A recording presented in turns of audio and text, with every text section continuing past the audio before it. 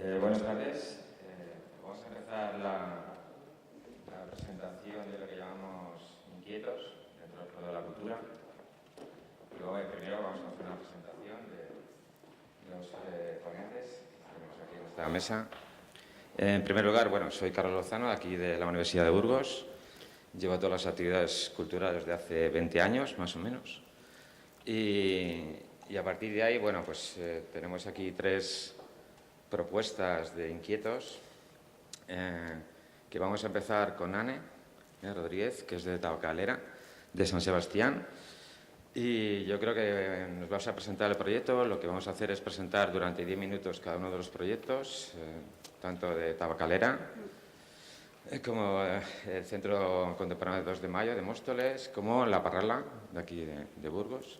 Y luego ya haremos un debate abierto no solamente a los que estamos aquí en la mesa, sino a todos los que estáis ahí, y que si podéis acercaros lo más posible, porque es un sitio muy grande y así os vemos la cara, si podéis. Pues si quieres, Anne, empezamos. Bueno, pues gracias por la invitación y un honor compartir mesa y escenario con todos vosotros. Y sí que para hacer una breve introducción a Tabacalera habíamos preparado un vídeo de 2 minutos, que igual podemos empezar por ahí para que veáis un poco qué es eso de Tabacalera espacialmente y después pasamos un poco a presentarlo.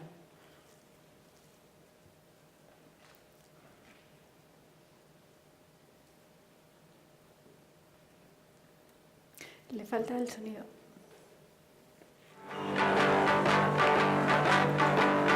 Así me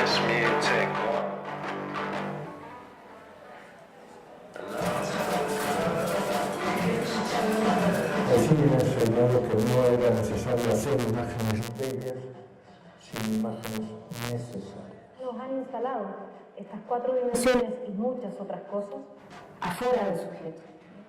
Hay que recuperar el poder, como si es que el poder no fuera constitutivo. Justamente el formato expositivo es algo que no entendemos como una idea de un resultado, o sea, como un proceso que acaba en un lugar, que en este caso es la exposición, sino como un marco posible de reflexión. To questioning institutional structures and sort of enlarging the spectrum of analysis of what we do and what we present. Baliabide berri pilo bat sortu ziren informazioa kudeatzeko, informazioa bilatzeko, informazioa sailkatzeko, metodologia aldatzen ez da bitartean, berdin dio, 1000 tresna, 1000 tablet, 1000 blog, 1000 laser imprimagailu, edo nahi direnik edukitzea. The transfer of knowledge for me is always going from the art or architecture or design to the academic theorization or the way of promoting activism. Arkitekturaren erantzunkizun politikoaren onarpenetik hasi eta hor diskusio esparru bat eratzea. Un centro que dé la estructura para que los artistas puedan producir obra, y una estructura en la que haya libertad de acción, en la que haya una capacidad de respuesta. Defendatu nahi dugu pixka el derecho a la pereza, la improductividad del juego, en contraste con la tendencia cada vez más fuerte a la productividad, a primar la eficiencia y el consumo en la cultura también.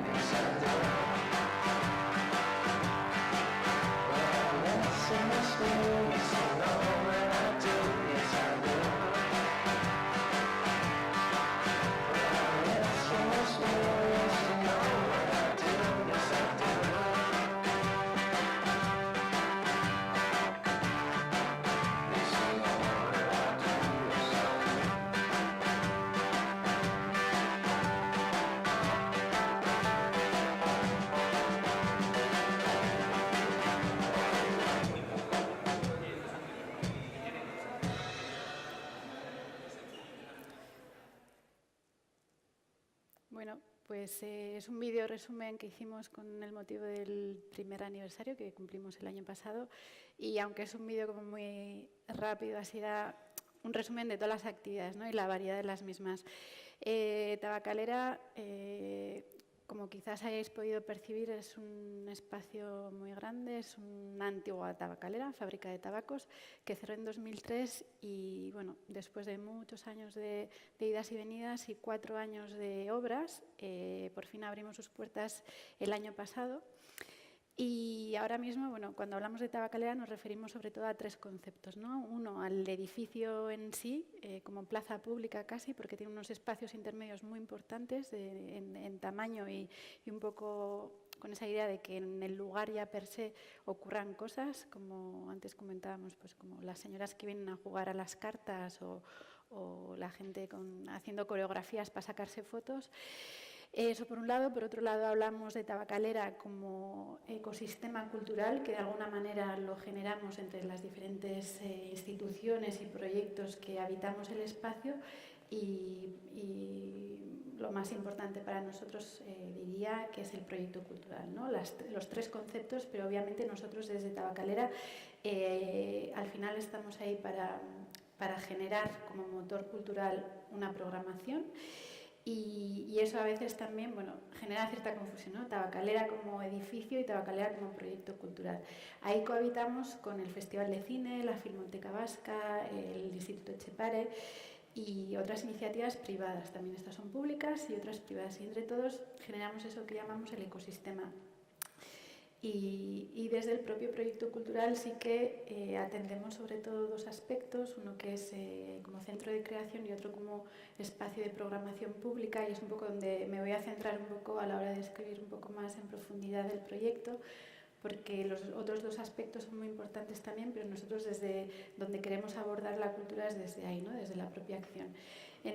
Entonces, generamos 4 líneas de trabajo. Una son las prácticas artísticas contemporáneas, desde donde elaboramos exposiciones, tenemos una programación de cine que compartimos también con la Filmoteca Vasca y la Unidad de Cine de San Sebastián, con esa idea de también colaborar con socios con los que nos vayamos a complementar, porque nosotros siempre lo haremos desde un posicionamiento mucho más contemporáneo, pero el hecho de que la Filmoteca Vasca, por ejemplo, sea un vecino de la planta de abajo nos da también esa capacidad, ¿no? de charlar, de tener nuestra propia mesa de programación y de combinar lo que es un screwball comedy a la americana con un Andrés Ditela, por ejemplo, que quizás no hubiese tenido lugar, ¿no? Entonces, eso es interesante en esa cohabitación que tenemos. Dentro de las prácticas artísticas también tenemos un entorno de programación pública bastante importante, dirigida a la reflexión en torno a la arquitectura y cómo esta genera política, sobre todo desde el urbanismo también. Y después, tenemos el proyecto de mediación, que para nosotros es muy importante, porque cubre sobre todo 2 aspectos, que uno tiene que ver con hacer ese puente casi, ¿no? de accesibilidad a los contenidos que se están generando tanto en exposiciones como en programas públicos, pero también esa otra idea de generar contenidos culturales, producción cultural en colaboración con la capa asociativa, ¿no? El tejido asociativo de la ciudad. Con lo cual, hacemos proyectos, hemos hecho un proyecto con extrabajadoras de la fábrica, porque nos interesa mucho también recuperar ese tipo de memoria y también de una manera más crítica y reflexiva, ¿no? En torno al trabajo, al lugar de la mujer en la fábrica precisamente. Y desde la labor de mediación atendemos esos 2 aspectos. Tenemos un laboratorio de cultura digital y tecnología, desde la cual, pues, por una parte, funciona como espacio de recurso para los artistas que están en residencia en el espacio de producción, pero también como un recurso propio de la casa a la hora de pensar cómo podemos utilizar la tecnología en una aplicación diaria. Y obviamente no hablamos de los móviles, no hablamos de los ordenadores, hablamos a partir del software libre, de la tecnología Arduino, de las máquinas, de las impresoras 3D, con todas estas nuevas herramientas que podemos construir que sea favorable también a ser más autónomos en el día a día, ¿no?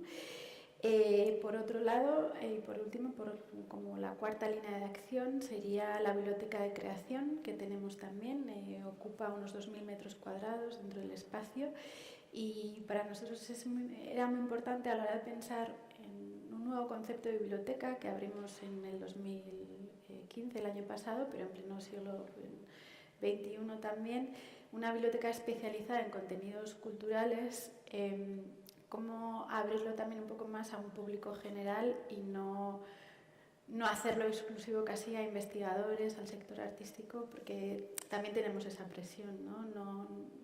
desde Tabacalera tenemos que, desde luego, apoyar unos procesos artísticos y apoyar a los creadores en sus carreras y en sus proyectos, pero tenemos muy claro que tenemos que tener una dedicación pública absoluta, ¿no? Y uno de los retos que quizás hablemos más adelante tiene que ver con eso, ¿no? Con cómo combinar las dos, porque a veces parecen que están contrapuestas, pero no lo están. Y desde un programa muy específico también, cómo abrir posibilidades hacia un público general, ¿no? Y en ese sentido, la Biblioteca de Creación es uno de esos lugares, ¿no? Que ejerce de alguna manera de puente hacia el resto de programas y proyectos, teniendo, por ejemplo, rincones dedicados a la creación, ¿no? Hay un rincón de la tecnología, hay un rincón donde hay un plato de televisión que la gente puede reservar y utilizar, y sobre todo ese concepto de que los propios mediadores, o sea, no son bibliotecarios, sino que son mediadores que tienen un conocimiento específico en áreas de conocimiento, ¿no? Y que de alguna manera puedes incluso reservar 15 minutos del tiempo de esta persona para que te dé las indicaciones para utilizar el ABC del Final Cut, ¿no? Y puedas editar tu vídeo de vacaciones o la felicitación que le vas a mandar a tu abuela por su cumpleaños.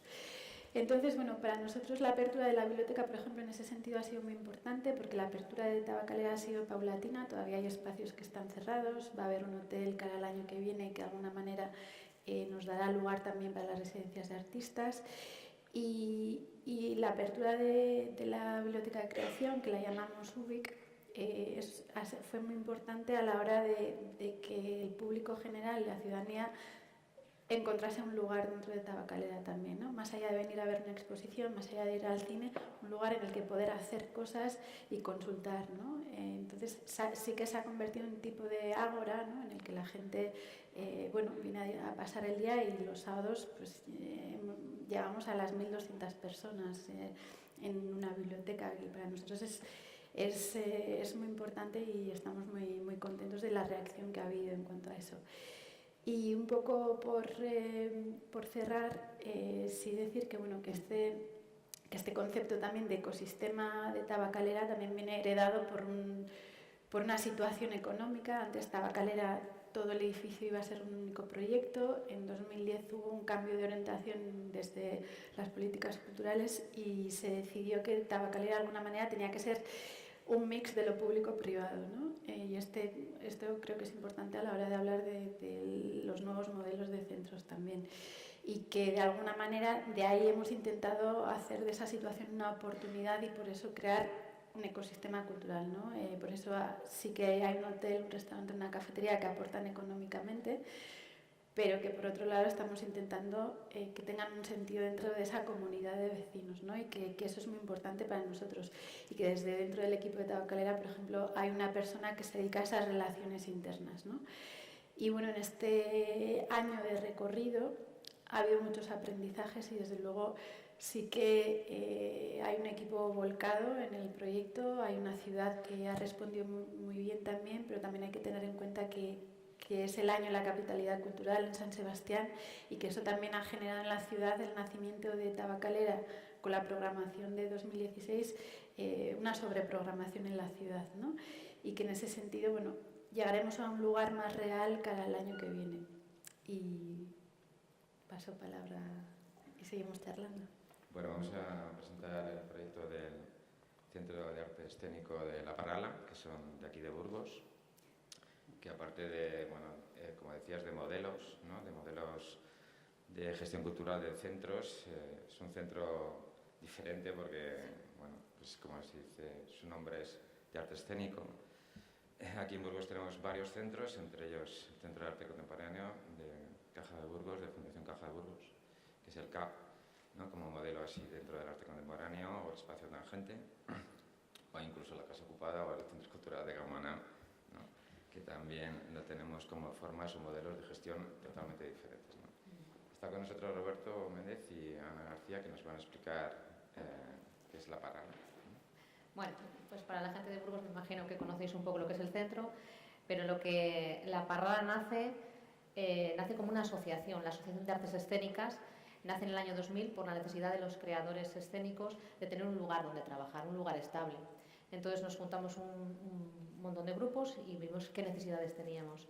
Se crea esa asociación y queríamos un espacio donde trabajar y a poder ser que fuera autogestionado. Eso nos parecía una cosa importante para los creadores, el poder, bueno, pues entrar y tener libertad de crear.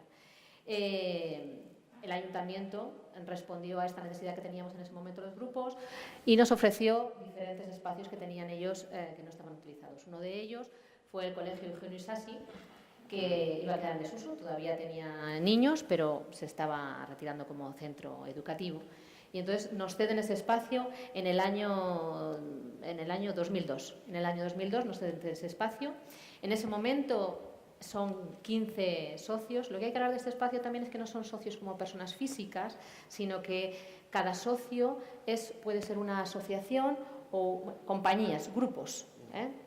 Y entonces pues se empieza con 15 grupos dentro de esa asociación. Al ser una asociación, pues su funcionamiento es asambleario. Lo que tienen los socios son derechos y obligaciones y tienen que responder con su asociación. Como asociación, pues como todas las asociaciones, ya sabéis, tiene sus objetivos.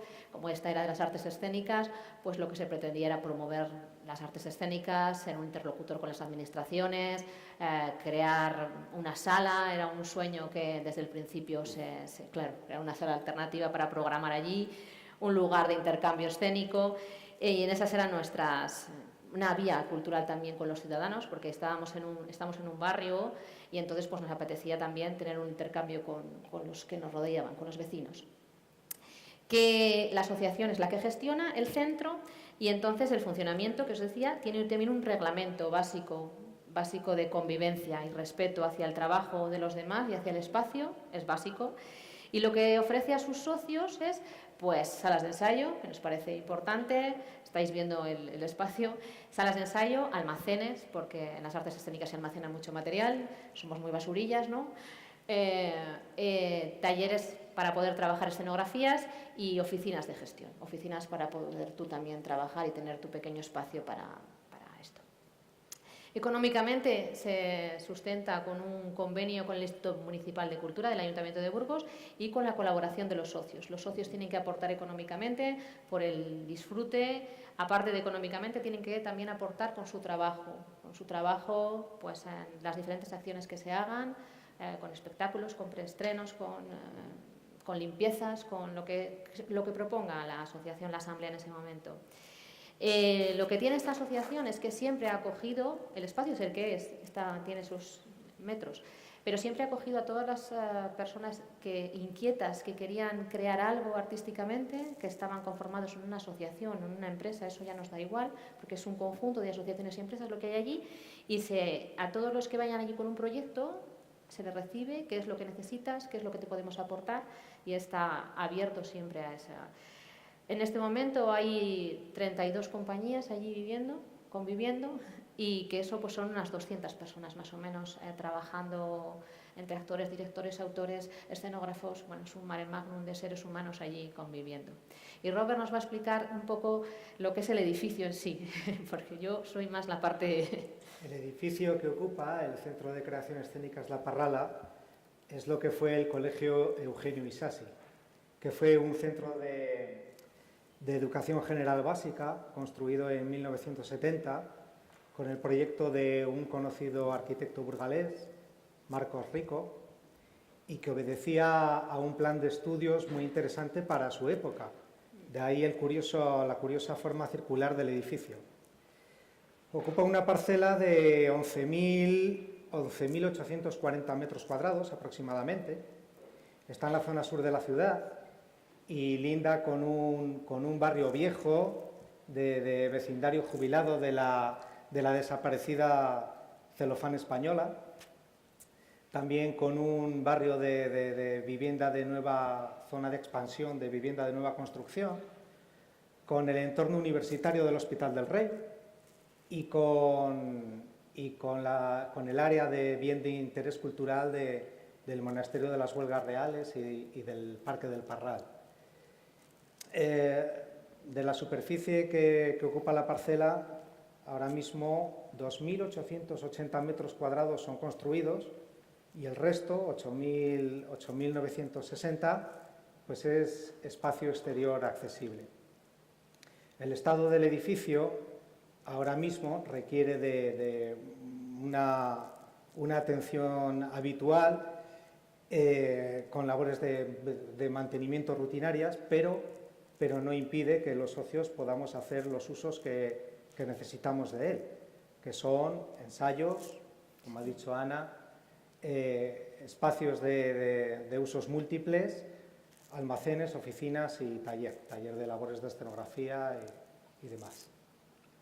Bueno, pues ya llevamos 16 años y decís, bueno, pues desde que se empezó, ¿cómo ha cambiado? Porque al ser un centro educativo a centro creativo, pues ha tenido su... porque no deja de ser un colegio. Las aulas eran aulas donde se impartían clases, eso se ha convertido en salas de ensayo, se comparten las salas de ensayo con unos horarios. Y entonces, pues en estos 16 años lo que se ha pretendido era dar una estabilidad a los creadores, ¿vale? Que tú puedas ir a ensayar a la hora que quieras, en el horario que quieras, y que nadie te, vamos a ver, que nadie te diga nada, sino que con respeto y con todos, que nadie te diga nada, pero que sí que tengas una libertad total. Han pasado por allí, porque ha habido grupos que han llegado, grupos que se han ido, hemos ido en total en nuestros 16 años 52 grupos han pasado por La Parrala. Gente que ha continuado, que ha viajado a otros sitios, hay gente que ha desaparecido, que ha sido más efímero. En este momento hay 32, pero bueno, creo que mucho movimiento. También, al tener este espacio en Burgos, lo que ha permitido es que las compañías crezcan porque al tener una estabilidad en un espacio, pues también tienes una estabilidad laboral.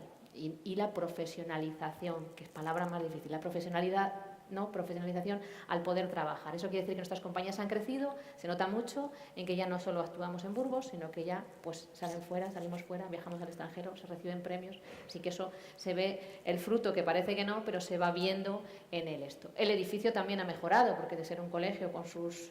claro que diréis, ¿y por qué ese colegio pasó a tal? Porque era un colegio que tenía unas carencias, el edificio en sí, y entonces nosotros hemos ido mejorando eso. Esto, por ejemplo, es lo que era el gimnasio, que se ha convertido en una sala, que esto es lo que nos gustaría, nuestro sueño es que fuese una sala. Lo que pasa es que, claro, tiene muchas reformas, vamos haciendo reformas, pero bueno. Una cosa que quería comentar es una cosa que para mí en esto que he estado desde el principio de La Parrala me parece muy importante o muy interesante, que yo creo que es digno de estudio, que aquí la mayoría de las compañías hacen sus propios textos. Hay muchísima creación colectiva, ¿no? Entonces es una cosa muy curiosa, porque en vez de coger textos, ahí, yo no sé, debe haber algo que ha caído ahí en ese centro, que todo el mundo crea. Y lo que ha habido con tanta creación colectiva es que la gente se ha mezclado mucho, se ha intercambiado, porque al haber 32 compañías, unos ensayando aquí, otros allí y otros allá, pues al final hay mucha mezcla de autores, de actores que van de un lado para otro, y entonces al final dices, pero tú, ¿qué compañía estabas? ¿No estabas en esta? Al final es una mezcla un poco de todos. Y ya para terminar, Robert nos va a decir cuál es el futuro nuestro. Pues, bueno, que La Parrala lleva 16 años obrando el milagro de la autogestión, de la convivencia entre gentes del teatro y de la acción en comunidad. Y, bueno, su misión principal ha sido el de facilitar el hecho escénico y artístico a todo aquel que ha querido probarlo en una ciudad como Burgos. Y lo sigue haciendo y lo sigue intentando. Trabaja tanto en el sector terciario, siendo un prestador de servicios culturales, como en el sector secundario, siendo una factoría de espectáculos, y sobre todo en el sector primario, porque es un semillero de ideas, de ilusiones y de proyectos, que duda cabe que la mayoría de ellos pues no ven la luz. Pero bueno, eso es así. Cubre las necesidades de un gran número de colectivos, todos ellos constituidos legalmente, y si no fuera así, pues irían a exigir sus derechos a otras ventanillas de otras entidades públicas, y poco más. Bueno, como técnicos culturales o como creadores artísticos, deberíamos tener una mirada que trascienda un poco más allá de lo que la realidad nos muestra, porque si no, esto va a ser muy aburrido. La Parrala se avala por su propia trayectoria en sí, y como se suele decir, por sus obras les conoceréis. Pero quedarnos solo en eso, en este caso, sería desperdiciar lo que tenemos. No intentar exprimir lo que hemos conseguido ahora y lo que nos ofrece, para mí personalmente sería cometer un error. Y por acabar la presentación, como decía Tagore, creo, y si no os lo digo yo, no tratemos a las personas por lo que son, sino por lo que pueden llegar a ser. Nada más.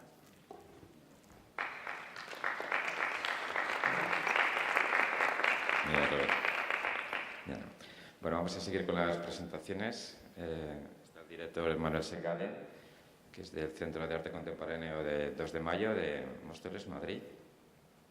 Y bueno, pues, si quieres empezamos. No vaya. Creo que está ahí. Aparato de... ¿Hola? ¿Sí? Perdón. Lo puedo usar desde aquí, ¿verdad? Sí. Vale. El Centro de Arte 2 de Mayo... Uy, está pasando solo, creo. Vale. El Centro de Arte 2 de Mayo es el Centro de Arte Contemporáneo de la Comunidad de Madrid. Está en Móstoles, está a media hora de Madrid en tren, digamos una zona del sur de Madrid que es tradicionalmente la zona obrera y de inmigración, digamos, de distintas regiones de España sobre todo y últimamente también de Latinoamérica. Digamos, una zona pobre, una zona sin tradición cultural y una zona, digamos, que pertenece a esa denominación de las ciudades dormitorio en una gran ciudad. Tiene esa, digamos, aparente desventaja cuando fue fundado en el 2008 de ser un lugar, digamos que evidentemente ser una periferia del centro es la peor periferia que puede ser, porque, digamos, estás en el radio de acción del centro, pero realmente estás en esa especie de no lugar, ¿no? De espacio al que no va nadie que no vaya literalmente a dormir allí o a residir allí, ¿no? Perdón. Pero ocurre que a la vez tenía esta raíz curiosa, porque cuando ves el título todo el mundo se pregunta ¿y por qué se llama 2 de mayo? Bueno, 2 de mayo obviamente es la festividad de la región de Madrid, la festividad principal, digamos, laica del lugar, y precisamente se fundó a los 200 años conmemorando el segundo centenario del levantamiento del pueblo de Móstoles, que digamos, eso empezó en Móstoles, digamos, el levantamiento contra los franceses y el inicio de la guerra de independencia en España, ¿no? Que, como sabéis, el día 3 ya hubo los famosos fusilamientos del cuadro de Goya, con lo cual empezó bastante mal, podemos decir, pero digamos que hay esa raíz revolucionaria que resulta interesante. ¿Por qué? Pues porque, como decías, esto es un centro de arte contemporáneo, ¿no?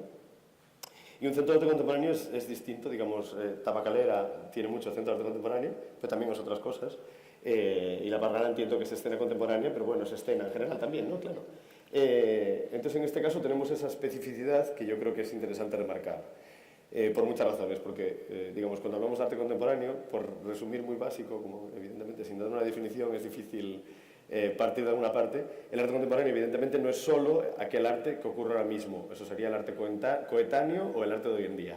Hoy pueden ocurrir, digamos, procesos artísticos que tengan que ver con regímenes de representación que vienen de otro momento histórico o que, bueno, vienen de un futuro que todavía no tenemos ni nombrado siquiera, ¿no? Digamos que hay arte moderno que sigue ocurriendo ahora, hay arte impresionista que sigue ocurriendo ahora, hay arte barroco que sigue ocurriendo en el presente, ¿no? Entonces, cuando hablamos de arte contemporáneo, hablamos de un arte que, digamos, cumple de alguna otra manera, por resumir muy básicamente y sin ser demasiado filosófico ni coñazo, 3 premisas, ¿no? Una triple crítica, si queréis, o triple puesta en crisis.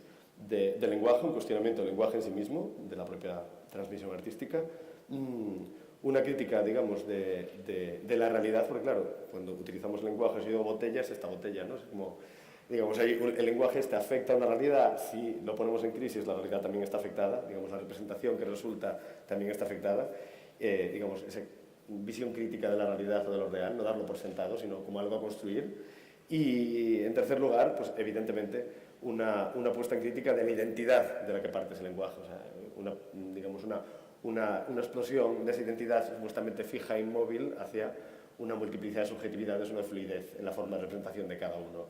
Esto parece muy banal, pero quiero decir, pues todos los que tenéis Facebook, veo mucho público joven, o todos los que tenéis cualquier tipo de Instagram o lo que sea, que estáis autorrepresentando continuamente en cada momento con una visión distinta, influenciados por las visiones de los demás y por vuestro repertorio audiovisual, pues me entendéis perfectamente lo que quiere decir ser precisamente en presente hoy, ¿no? Si salimos a la calle ahora en este momento y está a punto de atropellarnos un coche y alguien nos salva, no somos el mismo que un minuto antes, ¿no? Y obviamente esto es lo que nos pasa a menudo. Digamos, en otras épocas de la historia la gente era monolítica y pretendía ser la misma eternamente, con, ¿no?, su ética, su moral, imposible de cambiar, y tal hora que a veces se valora menos esa impermeabilidad, ¿no? Pues este rollo que os cuento viene a que un centro de arte contemporáneo es precisamente ese lugar que se dedica a este arte pues, inestable, digamos casi como crítico consigo mismo y con esa problemática con respecto al propio lenguaje en el que se efectúa. Esto quiere decir un centro que tiene que ser por naturaleza, por el objeto con el que trabaja, absolutamente cambiante, móvil, bueno, pues como entiendo que la propia Parrala o Tabacalera en este caso son, ¿no? Pero bueno, con ese objetivo común. Voy a pasar simplemente imágenes de distintos tipos de actividad. Esto es simplemente una performance en una inauguración. No voy a entrar en lo que veis ahí, simplemente para que tengáis un poco de, digamos, repertorio de qué es este lugar, qué tipo de cosas ocurren en este lugar. ¿Por qué? Pues porque precisamente por la circunstancia fundacional, digamos, a lo mejor se fundó en 2008, si se hubiera fundado 10 o 15 años antes, seguramente, esa condición periférica y, digamos, la región suburbana de Madrid hubiera sido el tema del centro, ¿no? Digamos que el cómo se vive en una torre de pisos del desarrollismo de los 70, etcétera, hubiera sido el tema del centro. Y quizá la ventaja interesante que se construyó en este centro a nivel de programación, de la propia tradición que tiene como espacio, es no tomar eso como tema, sino tomarlo como metodología. Quiero decir que se pautó desde el principio que el 40% más o menos del presupuesto anual iba a ser precisamente para actividades, lo que incluye eventos y cosas que hacen también traer el público del propio Madrid capital hacia allí, y educación. Educación entendido en un sentido amplio y en un sentido de investigación. Esto quiere decir pues, que evidentemente estás generando todo ese aparato de producción de contexto y de producción de nuevos públicos que necesitas para que ese centro funcione. Funcione en el lugar donde está, no con el público de un lugar donde no está, ¿no? Que sería, por ejemplo, trabajar directamente solo para Madrid, ¿no? Bueno, entonces, pues, digamos, hay diversas salas, hay un aula, un salón de actos, una terraza bastante interesante con un auditorio natural. Hay también, pues eso, 3 pisos de exposiciones que son más o menos unos, bueno, alrededor de 3.000 metros cuadrados en salas de exposiciones, es bastante grande. Tiene dos colecciones, digamos que tenemos aparte, que no corresponde a su nombre, porque un centro de arte es un centro de producción donde van pasando cosas, digamos, sucesivas en el tiempo, ¿no? Un museo es el que tiene una colección que mantiene, o sea que en este caso tenemos una función de museo también, con la colección de la Comunidad de Madrid, que es la del 2 de mayo, y la colección de Arco, de la Fundación Arco, de la Feria de Arte Contemporáneo, que también se va incrementando cada año, ¿no? En este caso es una fundación privada gestionada por nosotros con dinero público, y bueno, que realmente es como es una colección más vinculada al arte nacional contemporáneo, la otra es una colección más internacional, con lo cual digamos que el juego entre ambas nos funciona muy bien porque nos permite contextualizar obras con lo de fuera, ¿no? Y si traigo esta imagen no es porque es una imagen del centro, que podría serlo, es por algo que a mí me parece también elemental en esto de cómo se construye una estructura de este tipo, ¿no? Y tampoco para no hablar demasiado. Y ahí hay una metáfora que a mí me gusta mucho, que es esta, o sea, hay una palabra de Foucault, que es este filósofo francés, que es el dispositivo. Dispositivo puede ser cualquier cosa, no suena una cosa como, bueno, dispositivo fotográfico, dispositivo, bueno, pues un dispositivo, digamos, dedicado al arte contemporáneo es este dispositivo de comunicación social, ¿no? Digamos, precisamente, se supone que al ser un centro público somos ese espacio que está entre la producción artística y la presentación de la producción artística. O sea, que nosotros somos ese lugar donde la producción artística precisamente se hace pública, y se relaciona con la comunidad en general que existe en el exterior. Bueno, pues esto es un cartón corrugado.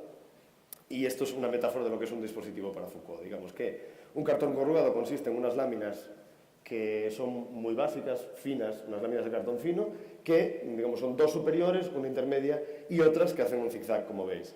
Digamos que se apoyan en puntos determinados. Son del mismo espesor, las 5 en este caso creo. Son del mismo espesor y por sí solas cada una no sería resistente. Se convierten en resistentes cuando de repente forman, digamos, esta especie de sándwich, ¿no? Con esos puntos de apoyo donde hay vacíos y llenos, ¿no? Digamos cartón y huecos, donde no hay nada. Vale, esto es simplemente, obviamente es una cuestión estructural, no eso no lo voy a explicar, pero ¿cuál es la importancia de esto? Que precisamente un centro de arte se funciona de esta misma manera. O sea, digamos que hay unos digamos, las posiciones estructurales que existen ahí, como podría ser el propio edificio, como puede ser la línea de actividades que nosotros hagamos con un calendario concreto, pues como por ejemplo ofrecer cine los domingos, aunque sea cine performativo, un cine un poco especial, pero ofrecerlo porque en Móstoles no hay más cine que un cine de estos de centro comercial muy a las afueras de la ciudad. Entonces, bueno, pues ahí podemos ofrecer una programación un poco alternativa a la que la gente pueda ver en las salas comerciales típicas, ¿no?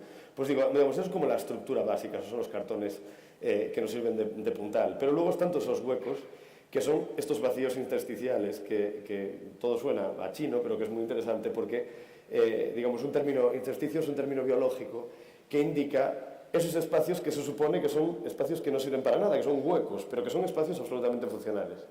¿Con esto a qué me refiero? Que si no hubiese espacio entre, por ejemplo, el corazón y un pulmón, ni el corazón ni el pulmón podían desarrollar sus funciones. Y entonces, pues evidentemente nuestro cuerpo no funcionaría bien y tendríamos un problema. O sea, lo intersticial a veces es ese espacio fundamental que necesitas no solo para funcionar, sino para establecer esos puntos de flotación y de contacto, ¿no? Entonces, bueno, pues digamos, la terraza es en este sentido un punto ideal, ¿no? Digamos que las cosas que ocurren en el museo, sobre todo a nivel de educación, os pueden dar una idea de este tipo de espacios y de lo que fomentamos con ellos, ¿no? Porque, como os decía, cuando no se trata de hacer del extrarradio el centro del tema, sino la metodología, pues tienes que llegar a inventar cosas como cómo te puedes saltar todas las normas de seguridad posibles de un museo de arte contemporáneo para poder tener, pues por ejemplo, hacer campamentos de verano demandados, precisamente, o sea, pedidos, solicitados por la gente de Móstoles, campamentos de verano para niños que duermen durante una semana en el propio museo, sea en la terraza, sea en el interior de las salas de exposiciones con las obras, etcétera, ¿no? O como puedes hacer, pues no sé, una liga que además compartimos con Tabacalera en un viaje concreto, una liga sub-21 que supone, pues eso, una serie de adolescentes y jóvenes que no solo trabajan con nosotros a lo largo de todo el año, sino que ellos mismos generan, digamos, en cierto modo, la programación para otros adolescentes. A veces en YouTube, quiero decir, a veces en canales que ni siquiera pertenecen al propio museo y que no implican que tengas que ir al museo para disfrutarla, sino que hay todo ese público diferido que existe y que es público del museo, pero que ni siquiera tiene por qué entrar en su puerta, o resulta que usa el museo de una manera completamente diferente a lo que podíamos imaginar que ese museo sirviese para, ¿no? Digamos, tuviese como función principal. Bueno, déjame pasar simplemente las imágenes hasta donde llegan. Porque bueno, también hay un huerto en la terraza que también es una buena metáfora de esto, porque Móstoles era rural hasta precisamente los años 70. Bueno, y sigue teniendo partes rurales, pero en aquel momento era, digamos, zona de granjas. Es más, la casa, digamos, el lugar donde está hecho el centro de arte era precisamente una antigua casona de una granja en Móstoles, ¿no? Una venta, digamos, vamos a llamarlo así. Entonces, lo que ocurre en nuestra terraza es que precisamente a través de una asociación local que propuso esa actividad en su día, que se llama Romper Círculo, una asociación sobre transición energética y ecología urbana y sostenibilidad, pues esta asociación Romper Círculo propone hacer esta actividad en la terraza, que es un huerto urbano que ocurre en la terraza del museo y en el que los viernes hay una convocatoria para que la gente venga a trabajar en ese huerto. Entonces ocurre que la gente mayor de la ciudad, como veis, estos manos de anciano, pues digamos, la gente mayor todavía tiene en su cuerpo, literalmente en su cuerpo, el saber, digamos, de trabajo con el huerto y de plantación vegetal, etc. Pues esta gente le explica a los jóvenes precisamente cómo se trabaja la tierra, porque evidentemente si yo le doy a mi sobrino de 15 años, bueno, de 13, unas lechugas, no sé, 4 lechugas verdes y 2 moradas, me hace un smiley, ¿no? Me dibuja un smiley. Entonces resulta que, claro, eso no es lo que hace que las lechugas crezcan bien. Entonces el anciano explica el por qué eso no tiene que ser estético y por qué tiene que haber unas normas que dependen de la propia naturaleza, ¿no? Ahí, pues ocurre que cuando bajan por las salas al acabar la actividad ocurre exactamente lo contrario, ¿no? La gente mayor dice, bueno, es arte contemporáneo, no entiendo nada, esto lo haría yo. Y los chavales les explican que no es una cuestión, efectivamente, en contar lo bello o no, sino que se trata de una cuestión de utilidad, precisamente como la aplicación de las verduras en el cuerpo humano, y que se trata de una cuestión de, precisamente, leerlo desde otro punto de vista y utilizarlo desde otro punto de vista, ¿no? Bueno, creo que es una buena metáfora y ahí lo dejo por ahora. Gracias. Muchas gracias.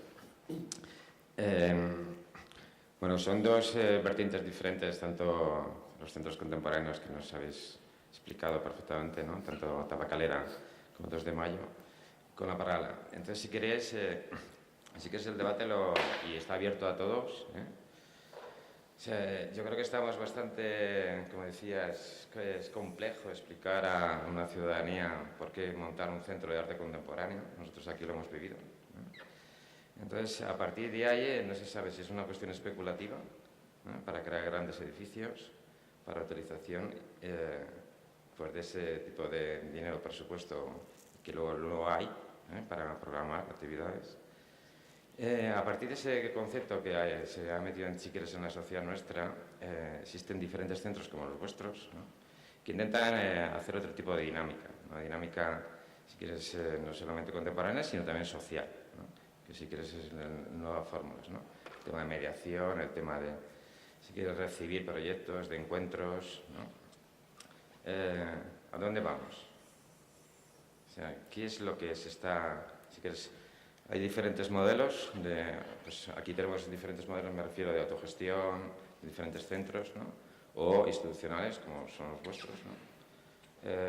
¿Qué es lo que se quiere? O estamos en una variante, o como decías, una innovación, una variabilidad según el político correspondiente. Ahora se nos mete Telefónica, Fundación Telefónica, y nos quita la mitad, porque necesitamos que nos paguen la mitad del centro. O seguimos igual de, si quieres, inserios o falta de cultura en este país, ¿no?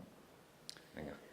Bueno, yo creo que sí que ha habido un cambio, y es verdad que el país de alguna manera sí que ha sufrido esa burbuja de ladrillo también en la cultura y en el arte contemporáneo, pero creo que con los equipamientos que tenemos ahora hemos tenido que cambiar de chip también, y también por acercar y no separar tanto esa palabra que tampoco me gusta, ¿no?, que a veces se tilda de elitista, ¿no?, estos centros. Y creo que tiene que efectivamente la descripción que hacía Manuel sobre el arte contemporáneo es algo que incomoda porque no nos llega directamente, ¿no? Requiere un esfuerzo y requiere el sacarte de tu zona de confort, básicamente, ¿no?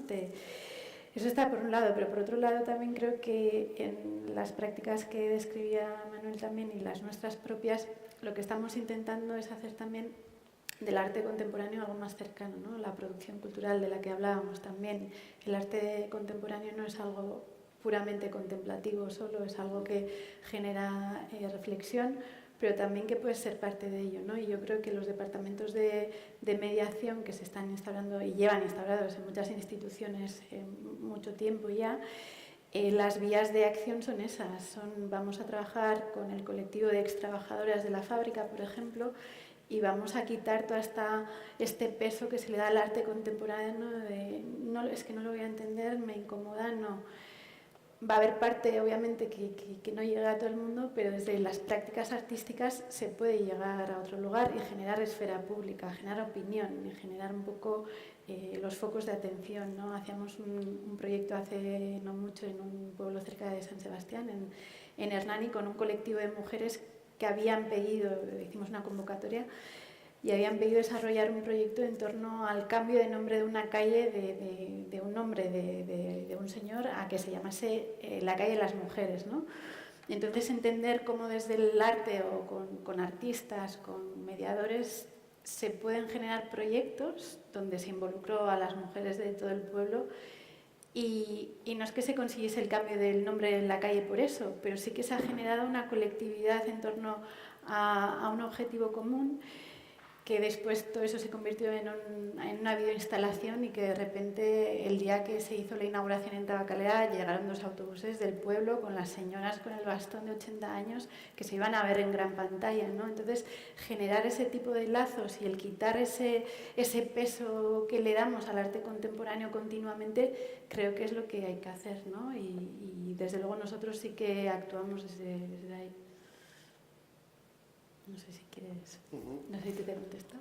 Sí, es que más bien pensaba, claro, que es un... A ver, por un lado pensaba en que tanto ANE, o sea, hay que decir, tanto Tabacalera como el Centro de Arte 2 de Mayo, ambos son centros, digamos, bueno, esto nació justo antes de la crisis, vaya. Sí. Pero los dos son centros de la crisis, vaya,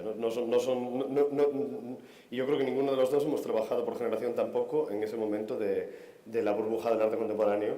Es decir, no hemos cobrado 30.000 euros por organizar una exposición en nuestra vida. Me refiero a que también esto es interesante, ¿no? Somos hijos también de esa generación preparada, supuestamente tan preparada de la democracia, de la que tanto se cacarea, hemos vivido en el extranjero, etcétera, y a la vez, pues claro, pues hemos tenido que pasar un tiempo de precariedad hasta llegar a encontrar unos trabajos, pues, digamos, en los que pudiésemos ofrecer algo, ¿no? O sea que eso es por un lado, tanto a nivel de trayectoria personal como profesionales, como a nivel de los centros donde trabajamos, ¿no? Que son centros que ya nacieron con esos recortes encima y ya nacieron con una cierta humildad y precariedad. O sea, a pesar de la escala de Tabacalera, no nace como un edificio estrella, tampoco el 2 de mayo, en fin, esto creo que es importante. Claro, nosotros, ese lado, digamos que no, yo ya no entro, ¿no? Evidentemente me parece otro modelo muy distinto, que no quiere decir que sea malo, porque evidentemente una vez que tienes un contenedor hay que usarlo, este mismo por ejemplo, pero claro, digamos que pertenece a otras lógicas que evidentemente ahora sí me pelearía si se hiciese un edificio de cero de este tipo, ¿no?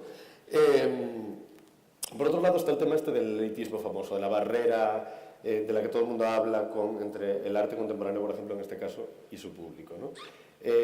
A ver, yo, claro, he sido comisario independiente muchos años de mi vida, y para mí una definición básica del comisariado, al organizar exposiciones, o al generar un libro, o al publicar arte en una revista, o en un fanzine, se trata de crear situaciones de acceso para que el público acceda al arte. O sea, yo ahora dirijo un museo de arte que es público y que tiene acceso gratuito, y todas sus actividades son gratuitas, sea un taller, sea una conferencia hiperespecífica, un seminario, etcétera, a mí eso me parece importante. O sea, por un lado es gratuito, con lo cual el acceso es para todo el mundo. Si no lo quieres disfrutar, es tu problema. No es como tener que pagar la ópera del Teatro Real, no es lo mismo. Y luego viene la segunda parte, que a mí me parece todavía más fundamental, que es la que explicaba antes con respecto al arte contemporáneo.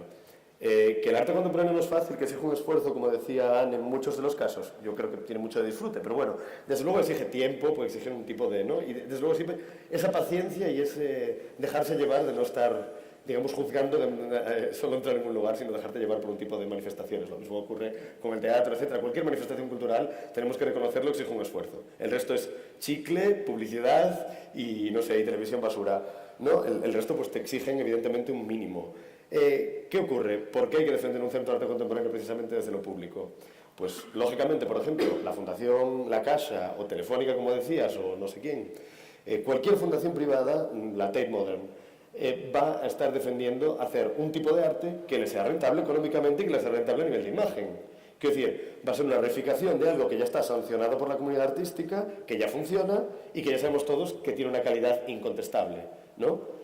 ¿Quién financia el otro lado? ¿Quién financia al artista que está investigando y experimentando? ¿Quién financia a la experimentación teatral, escénica? ¿Quién financia, o sea, quién le deja un lugar, cuando menos, para que esto ocurra, ¿no? Para esa investigación, para ese desarrollo, bueno, pues digamos que esto en ciencia nadie duda, ¿no? Por ejemplo, en ciencia nadie duda que todo el mundo tenga que tener, pues yo qué sé, el que está investigando la sexualidad del mejillón en Galicia para reproducir unas mejilloneras y que tengamos una economía del bivalvo maravillosa, ¿no? Para las conserveras, nadie discute que haya que haber laboratorios y que haya, pues, 100 laboratorios de Galicia que están trabajando sobre el sexo del mejillón. Es decir, no, es que eso es mucho más. Bueno, ¿qué es lo que construye más ciudadanía? ¿Comer latas de mejillones y las 200 personas que trabajan en una mejillonera? ¿O el acceso gratis a la cultura, produciendo ciudadanía crítica, con acceso a una serie de informaciones y unas visiones de la realidad completamente distintas, con unos lenguajes más sofisticados, etcétera, etcétera? Bueno, pues ahí lo dejo. O sea, quiero decir, no es que defienda el elitismo, pero, o sea, quiero decir más bien, no es que defienda el arte contemporáneo, es que en este caso defiendo ese elitismo. No, o sea, ese elitismo, digamos, como un adjetivo que se pone desde fuera, que yo no creo que sea elitista. Hay una frase, nació ahí, de Dora García, que a mí me gusta mucho, una de las frases de oro de Dora García, es una artista precisamente vallisoletana, por cierto, que escribe, bueno, pues es una de sus estaciones más típicas, es estas frases en pan de oro, escritas en la pared, muy grande en las paredes de los museos de las salas de exposiciones, ¿no? Y una de ellas dice: el arte es para todos, pero solo una élite lo sabe. Y quizás sea el mejor resumen, ¿no? Sí.